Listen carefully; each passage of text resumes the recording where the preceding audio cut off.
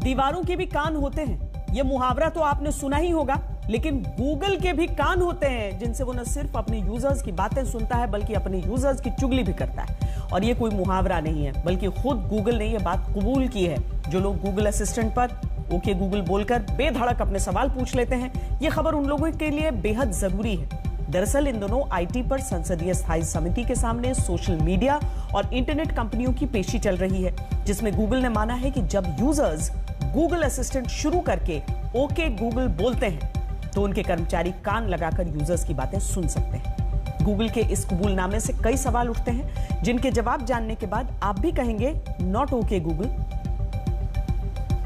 जैसे कि गूगल ने आपको ये तो बता दिया कि आप सवाल पूछेंगे तो वो आपको जवाब देगा। Okay Google. लेकिन आपके ओके गूगल बोलने पर जवाब देने के अलावा गूगल आपको कई बातें नहीं भी बताता, जैसे कि आपकी प्राइवेसी पॉलिसी से जुड़ी हुई वो सारी बातें जो आपकी डेटा सुरक्षा से जुड़ी हैं।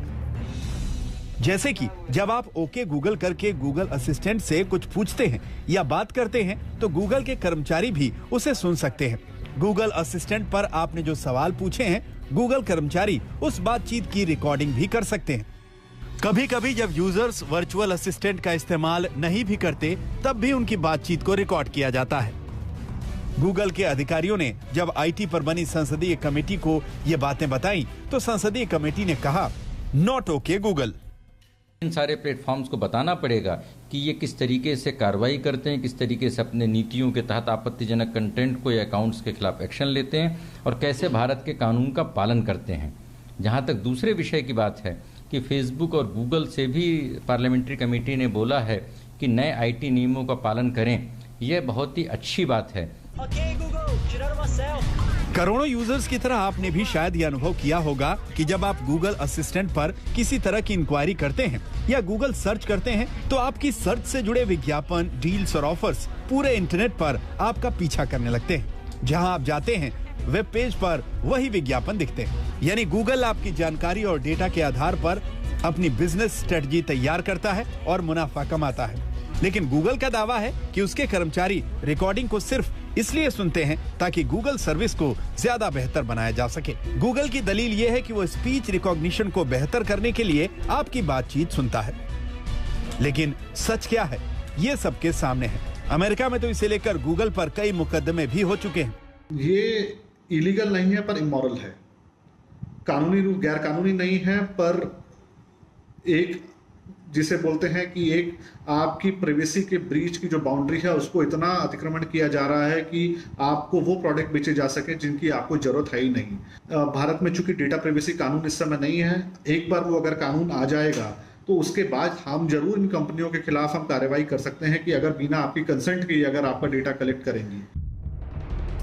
जाहिर है गूगल हो, फेसबुक हो या ट्विटर, ये कोई पहली बार नहीं है जब सोशल मीडिया कंपनियों पर यूजर्स की जानकारी और डेटा का गलत इस्तेमाल करने का आरोप लगा है। आईटी पर स्थायी समिति ने कहा है कि गूगल अपने यूजर्स को ये नहीं बताता कि उन रिकॉर्डिंग्स को उसके कर्मचारी भी सुन सकते हैं। इसके अलावा गूगल यूजर्स के पर्सनल डेटा को थर्ड पार्टी कंपनियों को भी मुहैया करवाता है। इस तरह गूगल अपने यूजर्स की प्राइवेसी के अधिकार का उल्लंघन करता है और ये बात यूजर्स के डेटा की सुरक्षा और गोपनीयता के साथ समझौता है।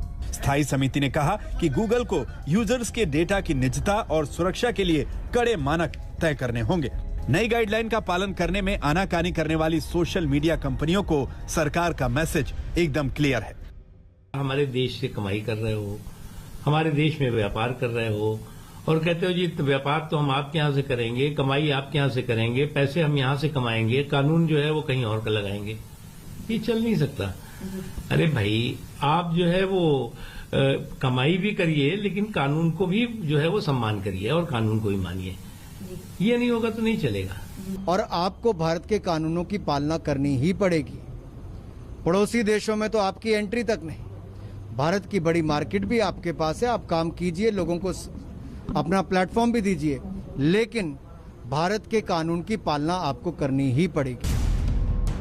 सरकार ने साफ कर दिया है कि भारत में बिजनेस करना है तो भारतीय कानून के हिसाब से ही चलना होगा, फिर चाहे वो गूगल हो, फेसबुक हो या ट्विटर, जो इन दिनों भारत में कुछ ज्यादा ही पंख फैला रहा है। दिल्ली से राहुल श्रीवास्तव और ऐश्वर्या पालीवाल के साथ आज तक ब्यूरो। वैसे ये खबर सुनकर एक ख्याल आता है, वो ये कि इस दुनिया में किसी पर भरोसा करना बहुत मुश्किल है, चाहे वो इंसान हो या गूगल जैसे इंटरनेट और सोशल मीडिया प्लेटफॉर्म्स। इनकी कार्य प्रणाली को लेकर भारत में गंभीर सवाल उठ रहे हैं। आईटी पर संसद की स्थायी समिति लोगों के अधिकारों को सुरक्षित रखने और इन प्लेटफॉर्म्स के गलत इस्तेमाल की शिकायतों पर सोशल मीडिया कंपनियों के अधिकारियों का नजरिया जानना चाहती है। भारत सरकार की सख्ती का असर भी दिखने लगा है। गूगल के अधिकारियों ने समिति को बताया है कि गूगल को भारत में अप्रैल 2021 में स्थानीय कानूनों और व्यक्तिगत अधिकारों के उल्लंघन से जुड़ी 27,700 से ज्यादा शिकायतें मिली हैं। इनके तहत 59,350 से ज्यादा ऑनलाइन सामग्रियों को हटाया गया है। इसके अलावा जनवरी से मार्च 2021 के दौरान गूगल ने अपने वीडियो प्लेटफॉर्म YouTube से 95 लाख से ज्यादा वीडियो हटाए। कम्युनिटी गाइडलाइंस का उल्लंघन करने पर 22 लाख से ज्यादा YouTube चैनल्स को बंद किया गया है। इसी दौरान YouTube ने 1 करोड़ से ज्यादा कमेंट्स भी हटाए। सिर्फ गूगल ही नहीं, फेसबुक और ट्विटर जैसी सोशल मीडिया कंपनियों पर भी भारत सरकार ने नजरें टेढ़ी की हुई हैं। इसका असर यह हुआ है कि गूगल और फेसबुक जैसी कंपनियों ने नई आईटी गाइडलाइंस के पालन करने की इच्छा जाहिर करनी शुरू कर दी है।